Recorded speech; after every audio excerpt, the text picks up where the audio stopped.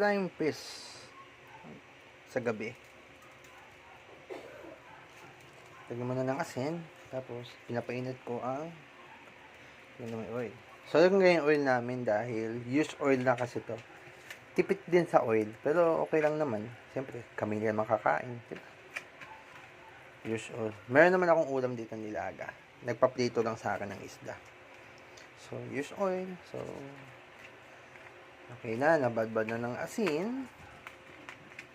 Ayan, lagyan natin sa... Ayan, diba? Ito pa. Ang shirt lang to. Isang kamay.